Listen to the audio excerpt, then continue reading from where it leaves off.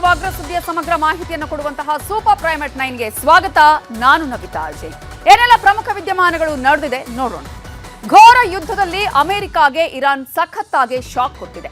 ಅತ್ಯಾಧುನಿಕ ಯುದ್ಧ ವಿಮಾನಗಳನ್ನೇ ಇರಾನ್ ನಾಶ ಮಾಡಿದೆ.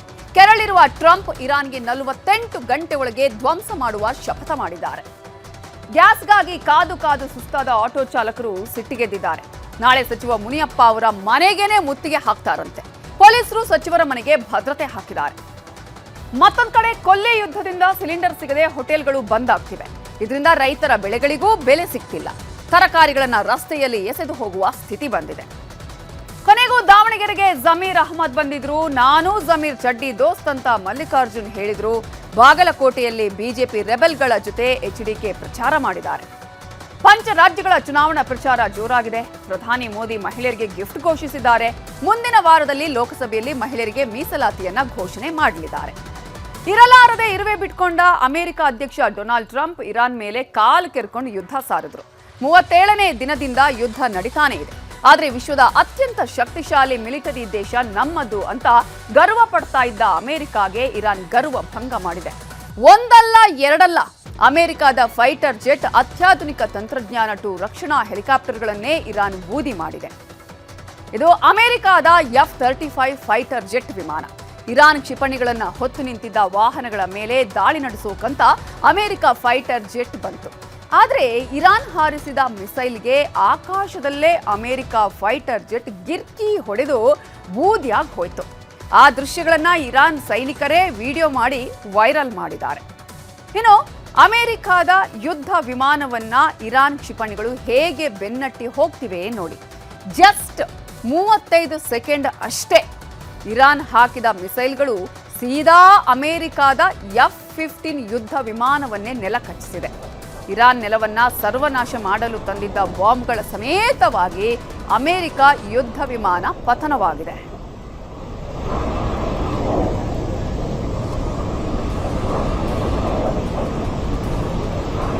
ಇನ್ನು ಅಮೆರಿಕದ ಫೈಟರ್ ಜೆಟ್ಗಳನ್ನೇ ಇರಾನ್ ಸೇನೆ ಹೊಡೆದು ಹಾಕ್ತು. ಆಗ ಪೈಲಟ್ಗಳ ರಕ್ಷಣೆಗೆ ಅಂತ ಅಮೆರಿಕದ ಅತ್ಯಾಧುನಿಕ ತಂತ್ರಜ್ಞಾನದ C-130 ಬ್ಲ್ಯಾಕ್ ಹ್ಯಾಕ್ ಹೆಲಿಕಾಪ್ಟರ್ಗಳು ಬಂದವು. ಆದರೆ ಇರಾನ್ ಏರೋಸ್ಪೇಸ್ ಗ್ರೌಂಡ್ ಫೋರ್ಸ್ ಪಡೆ ನಡೆಸಿದ ದಾಳಿಗೆ ಇಸ್ಫಹಾನ್ನಲ್ಲಿ ಅಮೆರಿಕದ C-130 ಹೆಲಿಕಾಪ್ಟರ್ಗಳು ನೆಲ ಕಚ್ಚಿವೆ.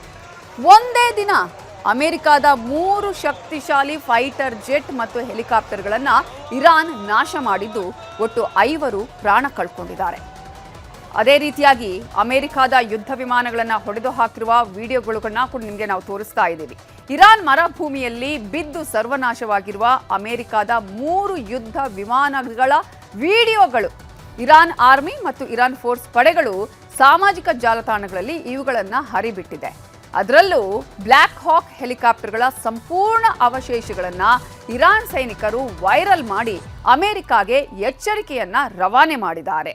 ಅಮೆರಿಕ ವಿಮಾನ ಪತನ 1, ವಿಮಾನ ಪತನ 2, ಅಮೆರಿಕ ವಿಮಾನ ಪತನ 3 ಈ ಎಲ್ಲ ದೃಶ್ಯಾವಳಿಗಳನ್ನು ಕೂಡ ಈಗಾಗಲೇ ಇರಾನ್ ಸೇನೆ ಅಲ್ಲಿ ವೈರಲ್ ಮಾಡಿದೆ. ಏನಾಗಿದೆ ಅಮೆರಿಕದ ವಿಮಾನಗಳ ಕತೆ ಅನ್ನೋದನ್ನ ತೋರಿಸಿದೆ. ಇದಿಷ್ಟೇ ಅಲ್ಲ, ಅಮೆರಿಕ ಸೈನಿಕ ಯುದ್ಧ ವಿಮಾನದಿಂದ ಪ್ಯಾರಾಚೂಟ್ ಮೂಲಕ ಜಿಗಿದು ಎಸ್ಕೇಪ್ ಆಗ್ತಿದ್ದ. ಆದರೆ ಇರಾನ್ ನಾಗರಿಕರು ಬೆನ್ನಟ್ಟಿ ಬಂದು ಅಮೆರಿಕ ಸೈನಿಕನನ್ನ ಸೆರೆ ಹಿಡಿದಿದ್ದಾರೆ. ಅಮೆರಿಕ ಸೈನಿಕ ನಮ್ಮ ವಶದಲ್ಲಿದ್ದಾನೆ ಅಂತ ಸೆರೆ ಹಿಡಿದಿರುವ ಫೋಟೋವನ್ನು ಇರಾನ್ ರಿಲೀಸ್ ಮಾಡಿದೆ. ಇರಾನ್ ಮೇಲೆ ಹಾರಲು ಪ್ರಯತ್ನಿಸೋದು ಅಷ್ಟು ಸುಲಭ ಅಲ್ಲ, ಇತಿಹಾಸವೇ ಬೇರೆ, ವಾಸ್ತವವೇ ಬೇರೆ ಅಂತ ಅಮೆರಿಕಾಗೆ ಇರಾನ್ ಪಡೆಗಳು ನೇರವಾಗಿ ಎಚ್ಚರಿಕೆಯನ್ನ ಕಳುಹಿಸಿವೆ.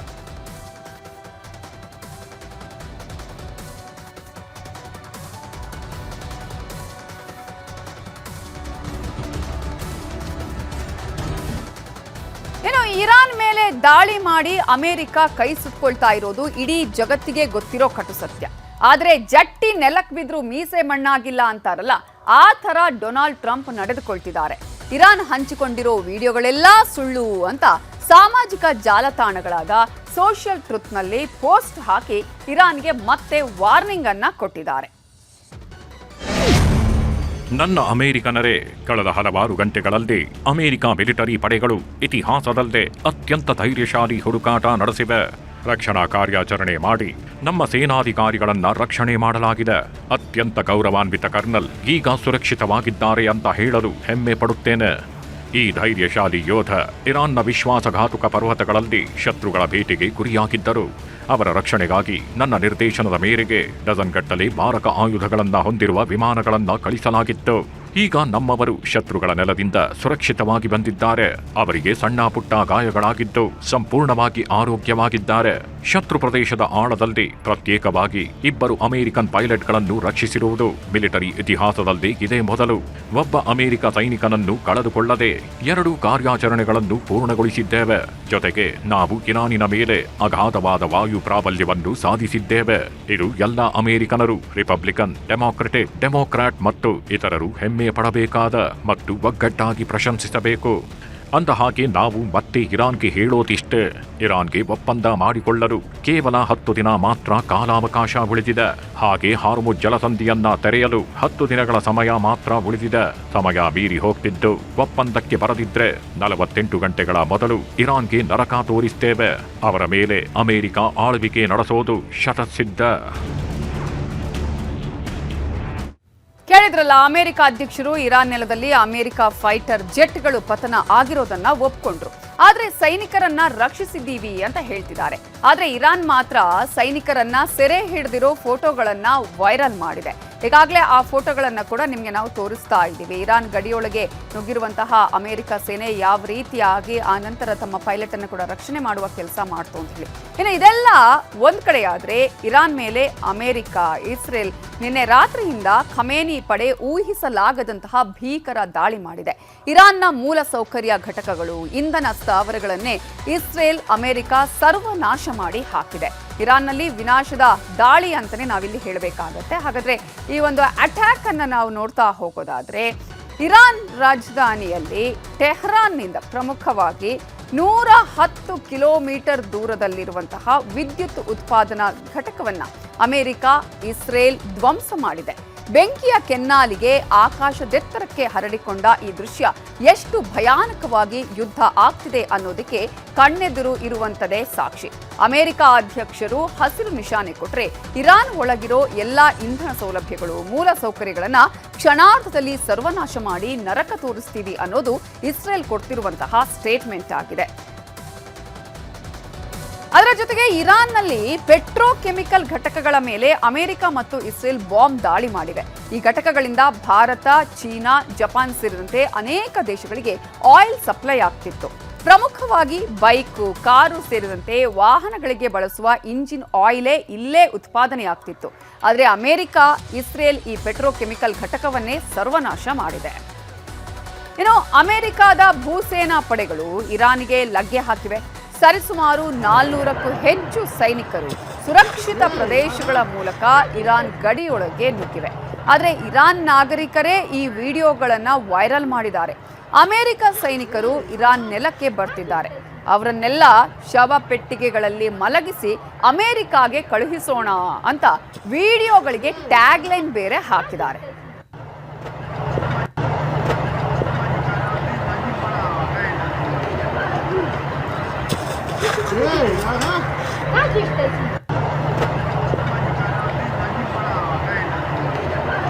ಇನ್ನು ಇಸ್ರೇಲ್, ಅಮೆರಿಕ ಹೇಳದೆ ಕೇಳದೆ ದಾಳಿ ಮಾಡ್ತಿದೆ. ಆದರೆ ಇರಾನ್ ಹಾಗಲ್ಲ, ಹೇಳಿನೇ ದಾಳಿ ಮಾಡ್ತಾ ಇರೋದು.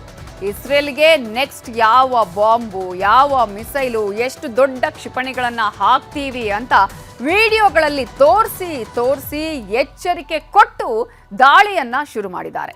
ಇಸ್ರೇಲ್ ಸಂಪೂರ್ಣವಾಗಿ ನಾಶವಾಗುವವರೆಗೂ ನಾವು ವಿಶ್ರಮಿಸೋದಿಲ್ಲ ಅಂತ ವಿಡಿಯೋದಲ್ಲಿ ವಾರ್ನಿಂಗ್ ಅನ್ನು ಕೂಡ ನೀಡಲಾಗಿದೆ. آجمدی رسولی سلام به قول خودت من رستم تمتنم آبابس خوب میزنم. ما در 80های پهپاد هوافضا تازه جنگیدن با شما رو یاد گرفتیم. باید تجربه بزرگترامون استفاده کردیم ولی با سرعت نسل خودمون خواب از چشمای شما. ಕೊಲ್ಲಿ ರಾಷ್ಟ್ರಗಳಲ್ಲಿ ಯುದ್ಧ ನಡೀತಾ ಇದ್ರೆ ಭಾರತದಲ್ಲಿ ಗ್ಯಾಸ್ ಕಂಟಕ ಆಟೋ ಚಾಲಕರನ್ನ ಹಿಂಡಿ ಹಿಪ್ಪೆ ಮಾಡ್ತಿದೆ. ಇಷ್ಟು ದಿನ ಬಾಡಿಗೆಗೋಸ್ಕರ ಹಗಲು ರಾತ್ರಿ ಅಂತ ಹೇಳದೆ ದುಡಿತಾ ಇದ್ರು. ಈಗ ಆಟೋಗೆ ಗ್ಯಾಸ್ ತುಂಬಿಸೋಕು ಕೂಡ ನಿದ್ದೆ ಊಟ ಬಿಟ್ಟು ಬಂಕ್ಗಳ ಮುಂದೆ ಕ್ಯೂ ನಿಲ್ತಾ ಇದ್ದಾರೆ. ಆಲ್ಮೋಸ್ಟ್ ಎಲ್ಲಾ ಕಡೆಯಲ್ಲೂ ಕೂಡ ಇಂಥದ್ದೇ ಪರಿಸ್ಥಿತಿ ಇದೆ. ಕೇವಲ ಬೆಂಗಳೂರು ಮಾತ್ರ ಅಲ್ಲ, ರಾಜ್ಯದ ಎಲ್ಲಾ ಜಿಲ್ಲೆಗಳಲ್ಲೂ ಕೂಡ ಆಟೋ ಚಾಲಕರು ಈಗಾಗಲೇ ಕಣ್ಣೀರು ಹಾಕ್ತಿದ್ದಾರೆ. ಇನ್ನು ಬೆಂಗಳೂರಿನಲ್ಲಿ ಅರ್ಧಕ್ಕರ್ಧ ಗ್ಯಾಸ್ ಬಂಕ್ಗಳು ಕ್ಲೋಸ್ ಆಗಿವೆ.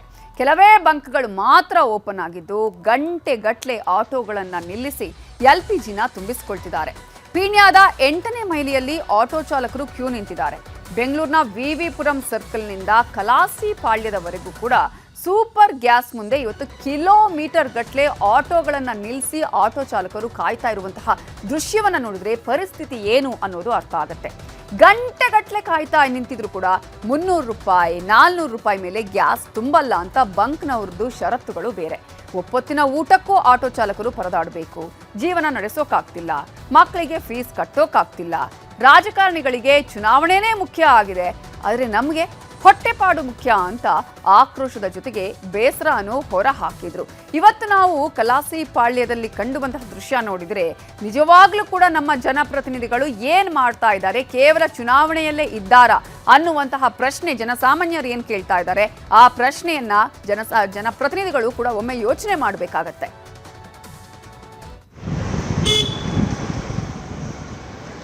2 ಅವರ್ಗೆ ಫುಲ್ ಟ್ಯಾಂಕ್ ಮಾಡಿ ಅಂದ್ರೆ 300 ರೂಪಾಯಿ ಆಗ್ತಾ ಇದಾರೆ. 100 ರೂಪಾಯಿ ಗ್ಯಾಸ್ ಹೋಗುತ್ತೆ, ಏರ್ ಹೋಗುತ್ತೆ, 200 ರೂಪಾಯಿ ಗ್ಯಾಸ್ ಕುತ್ಕೊಳ್ಳುತ್ತೆ. ಯಾರು ಮಾಡೋ ಜೀವನ ಇಲ್ಲಿ? ಇವಾಗ ಎಕ್ಸಾಮ್ ಚಾಲು, ಮಕ್ಳು ಫೀಸ್ ಕಟ್ಟಬೇಕು, ಲಾಸ್ಟ್ ಇನ್ಸ್ಟಾಲ್ಮೆಂಟ್ ಯಾರು ಕೊಡ್ತಾರೆ ಹೇಳಿ? ಯಾವ ತರ ಬಸ್ ಫ್ರೀ ಮಾಡೋದ್ರೆ ಆಟೋನು ಫ್ರೀ ಮಾಡಕ್ ಹೇಳಿ, ಸಿದ್ದರಾಮಯ್ಯ ಕೊಡಕಂತ ಹೇಳಿ.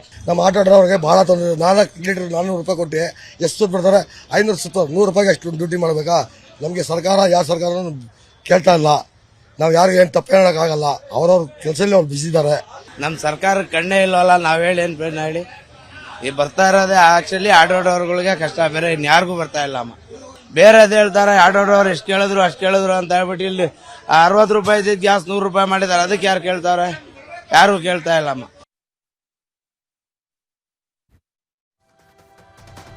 ಈಗ ಬೆಂಗಳೂರಿನಲ್ಲಿ ಏನಾಯ್ತು ಅನ್ನೋದನ್ನ ನಾವು ನೋಡಿದ್ವಿ. ಕೇವಲ ಬೆಂಗಳೂರಲ್ಲಿ ಮಾತ್ರ ಅಲ್ಲ, ರಾಜ್ಯದ ಹಲವು ಕಡೆಗಳಲ್ಲೂ ಕೂಡ ಇಂಥದ್ದೇ ಸಮಸ್ಯೆ ಇದೆ. ರಾಜ್ಯದ ಮೂಲೆ ಮೂಲೆಯಲ್ಲೂ ಕೂಡ ಈ ಸಮಸ್ಯೆ ಇದೆ. ಬಳ್ಳಾರಿಯಲ್ಲಿ 7 ಕಡೆ LPG ಗ್ಯಾಸ್ ಬಂಕ್ ಬಂದ್ ಆಗಿದೆ. ಎಲ್ಲಾ ಬಂಕ್ಗಳಲ್ಲಿಯೂ ನೋ ಸ್ಟಾಕ್ ಬೋರ್ಡ್ ಹಾಕಲಾಗಿದೆ. ಇದರಿಂದಾಗಿ ಗ್ಯಾಸ್ ಇಲ್ಲದೆ ಆಟೋವನ್ನ ತಳ್ಳಿಕೊಂಡೇ ಹೋಗುವಂತಹ ಪರಿಸ್ಥಿತಿ ನಿರ್ಮಾಣ ಆಗಿದೆ. ಒಂದಲ್ಲ ಎರಡಲ್ಲ, ಹಲವು ದಿನಗಳಿಂದಲೂ ಇಂಥದ್ದೇ ಪರಿಸ್ಥಿತಿ ಇದೆ ಆಟೋ ಚಾಲಕರಿಗೆ. ಇನ್ನು ಚಿಕ್ಕಮಗಳೂರಿನ ಪಾರ್ವತಿಪುರದ ಇಂಡಿಯನ್ ಬಂಕ್ಗೆ 5 ದಿನದ ಬಳಿಕ ಇವತ್ತು LPG ಆಟೋ ಗ್ಯಾಸ್ ಬಂತು. ಹೀಗಾಗಿ ಗ್ಯಾಸ್ ಹಾಕಿಸ್ಕೊಳ್ಳೋದಕ್ಕೆ 2 ಕಿಲೋಮೀಟರ್ ವರೆಗೂ ಆಟೋಗಳು ಕ್ಯೂ ನಿಂತಿದ್ವು. ಪ್ರತಿ ಆಟೋಗೆ 700 ರೂಪಾಯಿ ಗ್ಯಾಸ್ ಮಾತ್ರ ಹಾಕ್ತೀವಿ ಅಂತ ಬಂಕ್ನ ಸಿಬ್ಬಂದಿ ಷರತ್ತನ್ನ ಕೂಡ ಹಾಕ್ತಿದ್ದಾರೆ. ಪರಿಸ್ಥಿತಿ ಏನಂದ್ರಿ ಸರ, ನಮ್ಮ ಆಟೋ ಚಾಲಕರಿಗೆ ಭಾಳ ತೊಂದರೆ ಆಗೈತಿ. ಆ ಕಾರಣದಿಂದ ಏನು ಎಲ್ಲ ಗ್ಯಾಸ್ ಪೆಟ್ರೋಲು ಡೀಸೆಲ್ ರೇಟನ್ನು ಏರ್ಸಕತ್ತಾರ. ಇವತ್ತಿನ ಕಾರಣಕ್ಕೆ ನಾವು ಒಂದು ಮಾತು ಹೇಳ್ಬೇಕಂದ್ರೆ ರಾಜ್ಯ ಸರ್ಕಾರಕ್ಕಾಗಲಿ ಕೇಂದ್ರ ಸರ್ಕಾರಕ್ಕಾಗಲಿ ಒಂದು ಕೇಂದ್ರ ಸರ್ಕಾರಕ್ಕೆ ಮುಟ್ಟುವಂಥ ಮಾತನ್ನು ನಮ್ಮ ಬಡ ಪರಿಸ್ಥಿತಿ ಇರೋ ಆಟೋ ಚಾಲಕರಲ್ಲಿ ಭಾಳ ಒತ್ತಡ ಇದೆ. ಈಗ ಸ್ಕೂಲ್ ಫೀ ಕಟ್ಟೋಕ್ಕಾಗಲ್ಲ, ಮನೆ ನಡ್ಸೋಕೆ ವಜ್ಜಾಗೈತಿ. ನಾವು ದುಡ್ದಿಲ್ಲಿ ಒಂದು ಕಪ್ ಚಹಾ ಕುಡಿಬೇಕಾದ್ರೂ ನಮ್ಗೆ ಕಣ್ಣೀರು ಬರ್ತೈತಿ. ಆ ಪರಿಸ್ಥಿತಿ ಐತಿ. ಈಗ ಗ್ಯಾಸ್ ರೇಟು 97 ರೂಪಾಯಿ ಮಾಡ್ರ. ಆ ಕಾರಣದಿಂದ ಏನೈತಿ, ಕೇಂದ್ರ ಸರ್ಕಾರಕ್ಕೆ ಮನ ಮುಟ್ಲಿ. ಎಲ್ಲಿ ಯುದ್ಧ ಅಲ್ಲಿಂದ ನಮ್ಗೆ ಉತ್ಪಾದನೆ ಬರುತ್ತೆ, ಅಲ್ಲಿಂದ ಗ್ಯಾಸ್ ಯುದ್ಧದ ಎಫೆಕ್ಟ್ ಆಗೋದು ಕೇವಲ ಆಟೋ ಚಾಲಕರ ಮೇಲೆ ಮಾತ್ರನಾ ಅಂತ ಪ್ರಶ್ನೆ ಕೇಳಿದ್ರೆ ಸಾಕಷ್ಟು ಕಡೆಗಳಲ್ಲೂ ಕೂಡ ಈ ಒಂದು ಉದ್ಯಮಗಳ ಮೇಲೆ ಪರಿಣಾಮ ಬೀಳ್ತಾ ಇದೆ. ಮಧ್ಯಪ್ರಾಚ್ಯದ ಯುದ್ಧದ ಎಫೆಕ್ಟ್ ನೇಕಾರರ ಬದುಕಿನ ಮೇಲೂ ಕೂಡ ಕೆಟ್ಟ ಪರಿಣಾಮ ಬೀರಿದೆ. ಬೆಳಗಾವಿಯ ನೇಕಾರರು ಹೇಳುವ ಪ್ರಕಾರ 230 ಇದ್ದಂತಹ ಕೆಜಿ ಮೆಟಾಲಿಕ್ ಫಿಲ್ಮ್ 295ಕ್ಕೆ ಈಗ ಏರಿಕೆಯಾಗಿದೆ. ಪಾಲಿಸ್ಟರ್ ಫಿಲ್ಮ್ 30 ರೂಪಾಯಿ ಏರಿಕೆಯಾಗಿದೆ. ಹೀಗಾಗಿ ಪ್ರತಿ ಸೀರೆಯ ತಯಾರಿಕೆಯಲ್ಲೂ 100 ರಿಂದ 200 ರೂಪಾಯಿ ದರ ಏರಿಕೆಯಾಗಿದೆ. ಆದರೆ ಸೀರೆ ರೇಟ್ ಏರಿಸಿದ್ರೆ ಅಂಗಡಿಯವರು ಒಪ್ಪೋದಿಲ್ಲ ಅಂತ ಹೇಳಿ ನೇಕಾರರು ಗೋಳಾಡಿದ್ರು. ಅದೇ ರೀತಿಯಾಗಿ ದೊಡ್ಡಬಳ್ಳಾಪುರದಲ್ಲಿ 22,000 ಮಗ್ಗಗಳಿವೆ. ಇದನ್ನೇ ನಂಬಿ ಸಾವಿರಾರು ಕಾರ್ಮಿಕರು ಕೆಲಸ ಮಾಡ್ತಿದ್ದಾರೆ. ಈಗ ಬೆಲೆ ಏರಿಕೆಯಿಂದಾಗಿ ನಷ್ಟದ ಸುಳಿಗೆ ಕಾರ್ಮಿಕರು ಸಿಲುಕಿದ್ದಾರೆ. ಮಗ್ಗಗಳನ್ನು ಮುಚ್ಚುವ ಭೀತಿ ಕೂಡ ಎದುರಾಗಿದೆ. ಈಗಾಗಲೇ ತಮ್ಮ ನೋವನ್ನು ಕೂಡ ಅನೇಕ ನೇಕಾರರು ಹೇಳ್ಕೊಂಡಿದ್ದಾರೆ. ಈ ಹಿನ್ನೆಲೆಯಲ್ಲಿ ನಮ್ಗೆ ಏನಾದರೂ ಸಹಾಯ ಮಾಡಿ ಅಂತಲೂ ಕೇಳ್ಕೊಳ್ತಾ ಇದ್ದಾರೆ. ರೇಟ್ ದಿನೇ ದಿನೇ ಹೆಚ್ಚಾಗ್ತಾ ಹೋಯಿತು. ಹೆಚ್ಚಾಗೋದ್ರಿಂದ ಉದ್ದಿಮೆ ಮೇಲೆ ಬಹಳ ಪರಿಣಾಮ ಬೀರಿದೆ. ಆಲ್ರೆಡಿ ಸೀರೆಗೆ ಮಾರುಕಟ್ಟೆ ಇಲ್ಲದ ಪರಿಸ್ಥಿತಿಯಲ್ಲಿ ಹಾಗೆ ಜಕ್ಕೊಂಡು ಹೋಗ್ತಾ ಇತ್ತು. ಈಗ ರೇಟ್ ಹೆಚ್ಚಾಗಿರೋದ್ರಿಂದ ಮತ್ತೆ ಸಂಕಷ್ಟಕ್ಕೀಡಾಗಿ ಇವತ್ತಿನ ನೇಕಾರರು ಬಹಳ ತೊಂದರೆ ಅನುಭವಿಸ್ತಾ ಇದ್ದಾರೆ ಸರ್. ಈಗಲೇ ನಷ್ಟದ ಅಂಚಿನಲ್ಲಿ ನಾವು ಉದ್ಯೋಗ ಮಾಡ್ತಾ ಇದ್ದೀವಿ. ಅದರ ನಡುವೆ ಈ ಬೆಲೆ ಏರಿಕೆ ಮತ್ತಷ್ಟು ಗಾಯದ ಮೇಲೆ ಬೆಲೆ ಇಳಿದಂಥ ಒಂದು ಪರಿಸ್ಥಿತಿ ನಿರ್ಮಾಣ ಆಗಿದೆ. ಈ ರಾ ಮೆಟೀರಿಯಲ್ ನಮ್ಮ ಪೆಟ್ರೋಲಿಯಂ ಪ್ರಾಡಕ್ಟಿಂದನೇ ಇದೆಲ್ಲ ಕೂಡ ತಯಾರಾಗ್ತಕ್ಕಂಥದ್ದು.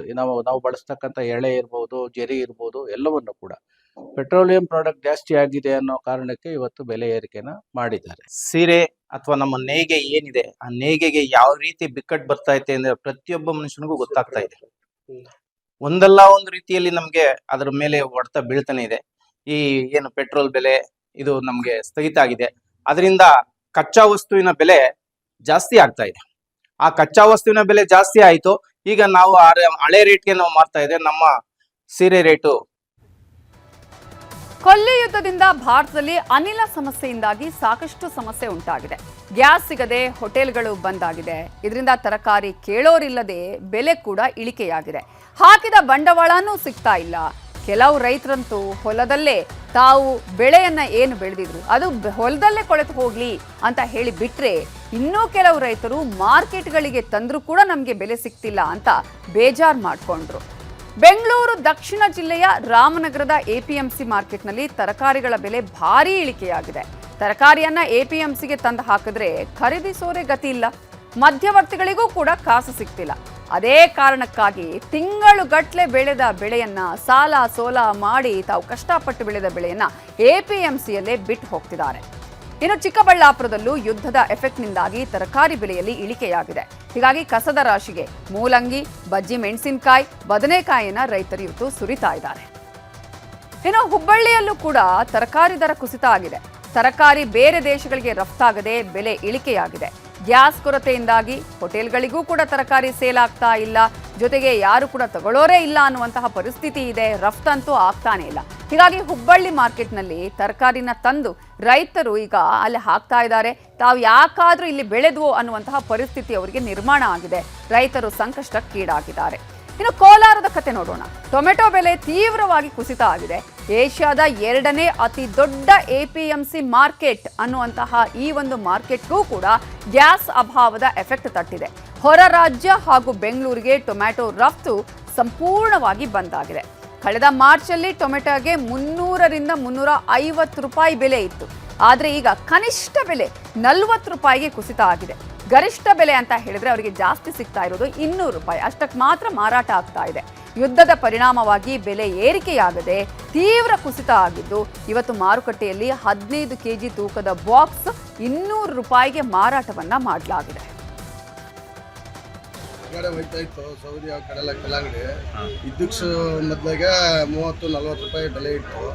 ಇವಾಗ ಯುದ್ಧ ಸ್ಟಾರ್ಟ್ ಆದ್ಮೇಲೆ ಬರೀ 10 ರೂಪಾಯಿ, 8 ರೂಪಾಯಿ, 7 ರೂಪಾಯಿ, 5 ರೂಪಾಯಿಗೆ ಬಂದ್ಬಿಡ್ತು. ಅದರ ಯುದ್ಧದಿಂದ ಭಾರಿ ಎಫೆಕ್ಟ್ ಬಿದ್ದಿದೆ. ತರಕಾರಿ ಬೆಳೆಗಳಿಗೂ ಅಂತ ವಿಶೇಷವಾಗಿ ಈರುಳ್ಳಿ ಮತ್ತೆ ಟೊಮೊಟೊಗೆ ತುಂಬಾನೇ ಎಫೆಕ್ಟ್ ಬಿದ್ದಿದೆ. ತುಂಬಾನೇ ತೊಂದರೆ ಆಗಿದೆ. ಈರುಳ್ಳಿ 30 ರೂಪಾಯಿ, 40 ರೂಪಾಯಿ ಇದ್ದದ್ದು ಈಗ 13 ರೂಪಾಯಿ, 12 ರೂಪಾಯಿಗೆ ನಾವು ರೀಟೇಲ್ ಕೊಡ್ತಾ ಇದ್ದೀವಿ. ಹೋಲ್ಸೇಲ್ ಬಂದು ನಮ್ಗೆ 10 ರೂಪಾಯಿ, 8 ರೂಪಾಯಿ ಬೀಳ್ತದೆ. ಎಕರೆ ಬೆಲೆ ಮಾಡ್ಬೇಕಂದ್ರೆ ಸುಮಾರು ಅಂದ್ರೆ 2 ಲಕ್ಷ ಬೇಕು ಸರ್. ಇವಾಗ ಎಷ್ಟು ಬರ್ತದೆ? ಇವಾಗ ಎಲ್ಲ 1 ಎಕರೆ ಬಂದು 30-40 ಸಾವಿರ ಬರೋದೇ ಕಷ್ಟ ಆಗಿತ್ತು ಸರ್. ಸಾಲ ಮಾಡಿ ಸುಸ್ತಾಗಿತ್ತು ಸರ್. ಒಡವೆ ಎಲ್ಲ ಬ್ಯಾಂಕ್ ಯೂಸ್ ಆಗೈತೆ, ಜಾಸ್ತಿ ಕಷ್ಟ ಆಗೈತೆ. 170-180 ಈ ಥರ ಹೋಗ್ತಾ ಇದೆ ಸರ್. ಕಡಿಮೆ 70-80 ಈ ಥರ ಇದೆ. 50ರಿಂದ ಸ್ಟಾರ್ಟ್ ಆಗಿದೆ. ಯುದ್ಧ ಎಫೆಕ್ಟು, ಹೋಟ್ಲೆಲ್ಲ ಮುಚ್ಚಾಕಿದ್ದಾರೆ. ರೈತರಿಗೆ ತುಂಬ ಅನ್ಯಾಯ ಆಗ್ತದೆ ಸರ್. ತರಕಾರಿ ಎಲ್ಲನೂ ಕಡಿಮೆ ಇದೆ ಸರ್ ಬೆಲೆ. ಏನು ರೈತರಿಗೆ ಅಂದರೆ ತುಂಬ ಅನ್ಯಾಯ ಆಗ್ತದೆ ಸರ್. ಏನಕ್ಕಾಗಲ್ಲ ಸರ್, ಏನಕ್ಕಾಗಲ್ಲ. ಕೂಲಿವರೆಗೆ ಸಾಕಾಗ್ತಾ ಇಲ್ಲ. ಏನು ಔಟ್ ಆಫ್ ಬೇರೆ ಹೋಗ್ತಾ ಇಲ್ಲ ಅಂತಾರೆ. ತುಂಬ ಕಷ್ಟ ಇದೆ. ಒಂದು ಕನಿಷ್ಠ ದರ ಅನ್ನೋದಿಲ್ಲ. ಇನ್ನೊಂದೇನಂತಂದರೆ ಇವಾಗ ಅಂಗಡಿಯಲ್ಲಿ ಒಂದು ಚೂರಿ ತಗೊಂಡ್ರು ಅದಕ್ಕೆ ಇಷ್ಟು ಲಾಭ ಅಂತಿರ್ತದೆ ವರ್ಕ. ಬಟ್ ನಮ್ಮ ರೈತರಿಗೆ ಎಲ್ಲೈತೆ? ಸೈನಿಕ ಇವರು ಇಬ್ಬರೆಲ್ಲ 2 ಕಣ್ಣು ಅಂತಾರಲ್ಲ. ಬಟ್ ಇದರಲ್ಲಿ ಎಲ್ಲೈತೆ ಸರ್ ರೈತರಿಗೆ? ನೋಡಿ, ತಾವು ಬೆಳೆದಂತಹ ಬೆಳೆಗೆ ಈಗ ರೈತರು ಯುದ್ಧವನ್ನೇ ಮಾಡಬೇಕಾದಂತಹ ಪರಿಸ್ಥಿತಿ ಇದೆ. ಹಾಗಾದ್ರೆ ತರಕಾರಿಗೆ 1 ಕೆಜಿಗೆ ಎಪಿಎಂಸಿಗಳಲ್ಲಿ ಎಷ್ಟು, ರಿಟೇಲ್ ದರ ಎಷ್ಟು ಅಂತ ನಿಮಗೆ ಹೋಗ್ತೀವಿ ನಾವು. ಈಗಾಗಲೇ ಎಪಿಎಂಸಿಗಳಲ್ಲಿ ಈರುಳ್ಳಿಗೆ 12ರಿಂದ 15 ರೂಪಾಯಿ ತೆಗೆದುಕೊಂಡ್ರೆ ರಿಟೇಲ್ ದರ ಇರುವಂಥದ್ದು ಗ್ರಾಹಕರಿಗೆ 20ರಿಂದ 25 ರೂಪಾಯಿ. ಅದೇ ರೀತಿಯಾಗಿ ಟೊಮೆಟೊ ಬೆಲೆ ಎಪಿಎಂಸಿಲಿ 2ರಿಂದ 3 ರೀತಿಯಲ್ಲಿ ತೆಗೆದುಕೊಂಡ್ರೆ ಈಗ ರಿಟೇಲ್ ದರ ಖರೀದಿಯಿಂದ ಆಗ್ತಾ ಇರುವಂಥದ್ದು ಗ್ರಾಹಕರಿಗೆ ಸಿಗ್ತಾ ಇರುವಂತದ್ದು 15ರಿಂದ 20 ರೂಪಾಯಿ. ಎಪಿಎಂಸಿಯಲ್ಲಿ ಈಗ ಹುರುಳಿಕಾಯನ್ನ ರೈತರಿಂದ 5ರಿಂದ 8 ರೂಪಾಯಿಗೆ ಖರೀದಿ ಮಾಡಿದ್ರೆ ಗ್ರಾಹಕರಿಗೆ 30ರಿಂದ 40 ರೂಪಾಯಿಯಲ್ಲಿ ಈ ಒಂದು ರೇಟಲ್ಲಿ ಸಿಗ್ತಾ ಇದೆ.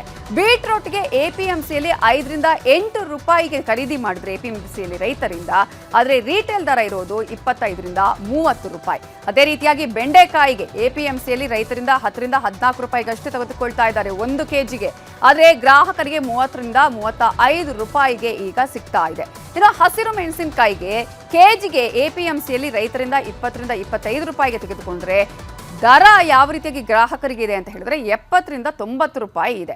ಇನ್ನು ಕ್ಯಾಪ್ಸಿಕಮ್ಗೆ 12ರಿಂದ 18 ರೂಪಾಯಿ ಅಷ್ಟೇ ಕೆಜಿಗೆ ಎಪಿಎಂಸಿಯಲ್ಲಿ ರೈತರಿಂದ ತೆಗೆದುಕೊಳ್ತಾ ಇರುವಂಥದ್ದು. ರಿಟೇಲ್ ದರ ನೋಡಿ 68ರಿಂದ 80 ರೂಪಾಯಿ ಇದೆ ಗ್ರಾಹಕರಿಗೆ ಕೊಡುವಂತಹ ದರ. ಕ್ಯಾರೆಟ್ಗೆ ಎಪಿಎಂಸಿಯಲ್ಲಿ ರೈತರಿಗೆ ತೆಗೆದುಕೊಳ್ತಾ ಇರುವಂಥದ್ದು, ಅವರಿಗೆ ಕೊಡ್ತಾ ಇರೋದು 10ರಿಂದ 14 ರೂಪಾಯಿ ಅವರಿಂದ ಪಡ್ಕೊಳ್ತಾ ಇರುವಂಥದ್ದು. ಆದರೆ ರಿಟೇಲ್ ದರ ಕೆಜಿಗೆ 30ರಿಂದ 45 ರೂಪಾಯಿವರೆಗೂ ಕೂಡ ಗ್ರಾಹಕರಿಗೆ ಇದೆ. ಸೌತೆಕಾಯಿಗೆ ಎಪಿಎಂಸಿಯಲ್ಲಿ ರೈತರಿಂದ ಪಡ್ಕೊಳ್ತಾ ಇರೋದು 5ರಿಂದ 8 ರೂಪಾಯಿ ಕೆಜಿಗೆ, ಆದರೆ ರಿಟೇಲ್ ದರ ಗ್ರಾಹಕರಿಗೆ ಸಿಗ್ತಾ ಇರೋದು 30ರಿಂದ 40 ರೂಪಾಯಿ ಅನ್ನೋದನ್ನ ನಾವಿಲ್ಲಿ ಗಮನಿಸಬೇಕು. ಬದನೆಕಾಯಿಗೆ 5ರಿಂದ 8 ರೂಪಾಯಿ ಕೆಜಿಗೆ ಎಪಿಎಂಸಿಯಲ್ಲಿ ರೈತರಿಗೆ ಸಿಗ್ತಾ ಇರುವಂಥದ್ದು, ಅವರಿಗೆ ಎಪಿಎಂಸಿಯಲ್ಲಿ ಕೊಡ್ತಾ ಇರುವಂಥದ್ದು. ರಿಟೇಲ್ ದರ ನೋಡಿ 20ರಿಂದ 25 ರೂಪಾಯಿ ಇದೆ, ಗ್ರಾಹಕರಿಗೆ ಇದು ಸಿಗ್ತಾ ಇರುವಂಥದ್ದನ್ನ ನಾವಿಲ್ಲಿ ಗಮನಿಸಬಹುದು. ಇನ್ನು ಮುಂದಿನ ಸುದ್ದಿ ನೋಡೋಣ. ದಾವಣಗೆರೆ ಉಪಚುನಾವಣೆಯ ಟಿಕೆಟ್ ಘೋಷಣೆಗೂ ಮೊದಲು ಜಮೀರ್ ಅಹಮದ್ ಹೆಸರು ಕೇಳಿದ್ರೇನೆ ಸಚಿವ ಮಲ್ಲಿಕಾರ್ಜುನ್ ಸಿಟ್ಟಾಗ್ತಾ ಇದ್ರು. ಇನ್ನೊಂದು ಕಡೆ ಸಚಿವ ಜಮೀರ್ ಅಹಮದ್ ಕೂಡ ದಾವಣಗೆರೆಗೆ ಬರದೆ ಕೇರಳದಲ್ಲಿದ್ರು. ಆದ್ರೆ ಇವತ್ತು ಜಮೀರ್ ದಾವಣಗೆರೆಯಲ್ಲಿ ಸಮರ್ಥ ಪರ ಪ್ರಚಾರವನ್ನ ಮಾಡಿದ್ದಾರೆ. ಉಪಚುನಾವಣೆಯ ಟಿಕೆಟ್ ಘೋಷಣೆ ಆದಾಗಿಂದಲೂ ದಾವಣಗೆರೆಗೆ ಬಂದಿರಲಿಲ್ಲ ಸಚಿವ ಜಮೀರ್ ಅಹಮದ್. ಬರ್ತಾರಾ ಇಲ್ವಾ ಅನ್ನುವಂಥದ್ದೇ ದೊಡ್ಡ ಪ್ರಶ್ನಾರ್ಥಕ ಚಿಹ್ನೆ ಆಗಿತ್ತು. ಮುಸ್ಲಿಮರಿಗೆ ಟಿಕೆಟ್ ಕೊಡಲಿಲ್ಲ ಅಂತ ಸಿಟ್ಟಾಗಿದ್ರು. ಮುನಿಸಿಕೊಂಡವರ ಮನವೊಲಿಸೋಕೂ ಬಂದಿರಲಿಲ್ಲ. ಆದ್ರೆ ಇವತ್ತು ಸಿಎಂ ಸಿದ್ದರಾಮಯ್ಯ ಸೂಚನೆಯಂತೇನೆ ಜಮೀರ್ ಅಹಮದ್ ದಾವಣಗೆರೆಗೆ ಬಂದ್ರು, ರೋಡ್ ಶೋ ಮಾಡಿದ್ರು, ಸಮರ್ಥ ಪರವಾಗಿ ಮತಯಾಚನೆನೂ ಮಾಡಿದ್ರು. ಆಮೇಲೆ ಮಾಧ್ಯಮಗಳ ಮುಂದೆ ಸಚಿವ ಮಲ್ಲಿಕಾರ್ಜುನ್ ಅವರನ್ನ ಪಕ್ಕದಲ್ಲೇ ಕೂರಿಸ್ಕೊಂಡು ನಾವಿಬ್ರು ಬೆಸ್ಟ್ ಫ್ರೆಂಡ್ಸ್ ಅಂತಾನೂ ಹೇಳಿದ್ರು. ಮುನಿಸ್ಕೊಂಡಿರುವಂತಹ ಮುಸ್ಲಿಂ ಮುಖಂಡರನ್ನೂ ಮನವೊಲಿಸ್ತೀನಿ, ಕಾಂಗ್ರೆಸ್ ಅಭ್ಯರ್ಥಿ ಸಮರ್ಥ ಶಾಮ್ನೂರ್ ಅವರನ್ನೂ ಗೆಲ್ಲಿಸ್ತೀನಿ ಅಂತ ಘೋಷಣೆನೂ ಮಾಡಿದ್ರು. ಆಮೇಲೆ ಮಾಧ್ಯಮಗಳ ಎದುರೇ ಕೈ ಎತ್ತಿ ಒಗ್ಗಟ್ಟಿನ ಮಂತ್ರವನ್ನ ಕೂಡ ಪಠಣೆ ಮಾಡಿದ್ರು. ಯಾರು ಹೇಳಿದ್ ನಿಮ್ಗೆ ಮುನ್ಸ್ಕೊಂಡಂತ ನೀವು ಮಾಧ್ಯಮದಲ್ಲಿ ಸೃಷ್ಟಿ ಮಾಡಿರೋದು? ನಾನು ಯಾವತ್ತೂ ಮುನ್ಸ್ಕೊಂಡಿಲ್ಲ. ನಾನು ಆಕ್ಚುಲ್ ಕ್ವಶನ್ ಇದ್ದಿದ್ದ ಕಾರಣಕ್ಕೆ ನಾನು ಹೋಗಕ್ ಸಾಧ್ಯ ಆಗಿಲ್ಲ. ನಾನು ಚುನಾವಣೆ ಪ್ರಚಾರಕ್ಕೆ ಹೋಗ್ತೀನಿ, ಗೆಲ್ಸ್ಕೊಂಡೇ ಬರ್ತೀನಿ ಅಂತ ಹೇಳಿದ್ದೀನಿ ನಾನು. ಸಿಎಂ ಅವರು ಫೋನ್ ಮಾಡಿ ನೀನು ಬರ್ರಿ, ವೇಣುಗೋಪಾಲ್ ಅವರು 7ನೇ ತಾರೀಕುವರೆಗೂ ಅಲ್ಲೇ ಇರ್ಬೇಕಂತ ಮಾನ್ಯ ಸಿದ್ದರಾಮಯ್ಯ ಅವರು ಕೇಳ್ಕೊಂಡಿದ್ರು. ಇಲ್ಲ ಕಣೋ ನೀನು ಬರಲೇಬೇಕು, 5ನೇ ತಾರೀಕಿಗೆ ನೀನು ಬರಲೇಬೇಕು, ನಾನು ಎಲ್ಲ ಕಡೆ ಹೇಳ್ಬಿಟ್ಟಿದ್ದೀನಿ ಅಂತ ಹೇಳ್ಬಿಟ್ಟು ವೇಣುಗೋಪಾಲ್ ಫೋನ್ ಮಾಡಿಬಿಟ್ಟು ಸಿದ್ದರಾಮಯ್ಯ ಅವರು ಇಲ್ಲ ಸರ್ ನಾನು ಹೇಳ್ಬಿಟ್ಟಿದ್ದೀನಿ, ಅವ್ರನ್ನ ಕಳ್ಸ್ಕೊಂಡು, ನಾನು ಆಕ್ಚುಲ್ ಬರ್ತಾ ಇದ್ದೆ 5ನೇ ತಾರೀಕು, ವೇಣುಗೋಪಾಲ್ ರಿಕ್ವೆಸ್ಟ್ ಮಾಡಿದೆ, ಇಲ್ಲ ಸರ್ ಗೊಂದಲ ಸೃಷ್ಟಿ ಮಾಡಿಬಿಟ್ಟಿದ್ದಾರೆ ಅಲ್ಲಿ, ಸುಮ್ಗೆ ಏನೇನೋ ಪ್ರಚಾರ ಮಾಡ್ತಾವ್ರೆ, ನಾನು ಹೋಗಿ ಬರ್ತೀನಿ, ಒಂದು ದಿನಕ್ಕಾದ್ರೂ ಹೋಗಿ ಬರ್ತೀನಿ ಅಂತ ನಾನು ವೇಣುಗೋಪಾಲ್ ಅವ್ರಿಗೆ ಹೇಳಿದೆ. 5ನೇ ತಾರೀಕು ಬರಬೇಕಾ, ಮಧ್ಯದಲ್ಲಿ ನೀವು ಗೊಂದಲಗಳು ಶುರು ಮಾಡಿಕೊಟ್ಟಿದ್ದೀನಿ. ಟಿಕೆಟ್ ಕೇಳಿದ್ರು ಕೊಟ್ಟಿರೋ ಅಸಮಾಧಾನ ಇದೆ, ಸರಿಪಡ್ತೀವಿ, ಇನ್ನ 4 ದಿನ ಇದೆ, ಸರಿಪಡಿಸ್ತೀವಿ, ನಾವು ಸರಿಪಡ್ತೀವಿ. ಈಗ ಅವತ್ತಿಂದ ಪದ್ಧತಿ ನಾನಾಗಿ ಹೇಳಿದ್ದೀನಿ, ನಾನಾಗಿ ಮನೆ ಮುಖ್ಯಮಂತ್ರಿಗೆ ಹೇಳಿದ್ದೀನಿ, ಮುಖಂಡರುಗಳಿಗೆ ಹೇಳಿದ್ದೀನಿ, ನಾನು ಹೌದ್ರಿ ನಮ್ಮವ್ರು ಕೇಳ್ತಾರೆ ನಿಜ. ಈಗ ಅವತ್ತಿಂದ ಪದ್ಧತಿ ಬಂದಿದೆ, ಅವ್ರ ಕುಟುಂಬಕ್ಕೆ ಕೊಡಬೇಕಂತ ಪದ್ಧತಿ ಬಂದಿದೆ. ನಮ್ಮ ಕಾಂಗ್ರೆಸ್ ಪಕ್ಷ ಅಂದ್ರೆ ಹೈಕಮಾಂಡ್ ಪಕ್ಷ. ಈಗ ಚಾಮರಾಜಪೇಟೆ ನಾನು MLA ಆಗಿದ್ದೀನಿ, 28 ನನ್ ಕೊಡ್ತಾರಂತಾನು ನಿರೀಕ್ಷೆ ಇಟ್ಕೊಂಡಿಲ್ಲ. ನಾನು ಹೈಕಮಾಂಡ್ ಕೊಡಬೇಕಾಗಿರೋದು. ಹೈಕಮಾಂಡ್ 224 ಕ್ಷೇತ್ರ, ಮಲ್ಲಿಕಾರ್ಜುನ ಖರ್ಗೆ ಅವ್ರ ಕ್ಷೇತ್ರ, ರಾಹುಲ್ ಗಾಂಧಿ ಅವ್ರ ಕ್ಷೇತ್ರ, ಪ್ರಿಯಾಂಕಾ ಗಾಂಧಿ ಅವ್ರ ಕ್ಷೇತ್ರ. ಅವ್ರು ಯಾರು ನನಗೂ ಟಿಕೆಟ್ ಕೊಡ್ಬೋದು, ಕೊಡ್ಲೇ ಇರ್ಬೋದು, ಹೈಕಮಾಂಡ್ ಬಿಟ್ಟಿದೆ ಅದು. ನಾನು ಅವ್ರ ಆತ್ಮೀಯ ಸ್ನೇಹಿತರು. ಅದಕ್ಕಿಂತ ಮುಂಚೆ ಅವ್ರು ಕೇಳಿದ್ರು ದಾವಣಗೆರೆ ಏನಿಗೆ, ಅವ್ರು ಯಾರು, ಅವನೇನಿಗೆ ಬಂದ ಅಂತ ಏನ್ ಹೇಳಿದೆ ನಾನು ಅವತ್ತು, ಏನಿಗೆ ನನ್ನ ಆತ್ಮೀಯ ಸ್ನೇಹಿತರಿ ಏನೋ ಸಿಟ್ಟಲ್ಲಿ ಹೇಳಿದ್ದಾರೆ. ಅವತ್ತು ದಾವಣಗೆರೆ ನಾನು ಬಂದಿದ್ದೆ, ನಾನು ಯಾರಿಗೂ ಅಷ್ಟೇ ಸಹಜ, ನಾನು ಚಾಮರಾಜಪೇಟೆ ಬಂದು ಹೇಳಿದ್ರೆ ನಾನು ಹೇಳ್ತೀನಿ, ನಾನು ಮಲ್ಲಿಜಲ್ ಬಿಡ್ತೀನ. ಈಗ ನನ್ನ ಕ್ಷೇತ್ರದಲ್ಲಿ ಬಂದು ಈ ಕಮ್ಸ್ ಟು ಮೈ ಕಾನ್ಸ್ಟಿಟ್ಯೂನ್ಸಿ ನಾವೆಲ್ಲ ಚೌಟಪ್ಪ ನೀವು. ಇದಿಷ್ಟು ಜಮೀರ್ ಅಹಮದ್ ಅವರ ಸ್ಪಷ್ಟನೆ. ಆದರೆ ಇನ್ನೊಂದು ಕಡೆ ಸಚಿವ ಮಲ್ಲಿಕಾರ್ಜುನ್ ಅವರು ಕೂಡ ಕ್ಲಾರಿಟಿ ಕೊಟ್ಟರು. ಯಾರವನು ಜಮೀರ್, ಅವನಿಗೂ ದಾವಣಗೆರೆಗೂ ಏನ್ ಸಂಬಂಧ ಅಂತ ಹೇಳಿದಂತಹ ಸಚಿವರು, ಜಮೀರ್ ಅಹಮದ್ ದಾವಣಗೆರೆಗೆ ಬರ್ತಾ ಇದ್ದಂತೆ ನಾನು ಅವನು ಚಡ್ಡಿ ದೋಸ್ತು, ಹೋಗೋ ಬಾರೋ ಫ್ರೆಂಡ್ಸ್ ಅಂತ ಹೇಳಿದ್ರು. ಏನೋ ಗೊಂದಲ ಇಲ್ಲ. ನಾನು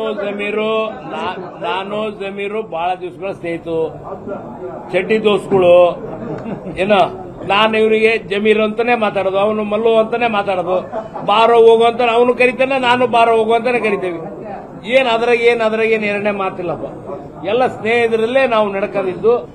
ಏನೋ ಒಂದು ಸಣ್ಣ ವಿಷಯಗಳಿಗಳು ಆಗಿರ್ಬೋದು, ಆದ್ರೆ ಎಲ್ಲ ಸರಿ ಹೋಗೈತಿ. ಯಾವುದು ಏನು ವೈಯಕ್ತಿಕವಾಗಿ ಯಾವುದು ಇಲ್ಲ. ಜಮೀರು ನಾವು ಸ್ನೇಹಿತರಾಗೆ ಇರ್ತೀವಿ. ಏನೋ ಗೊಂದಲ ಇಲ್ಲ.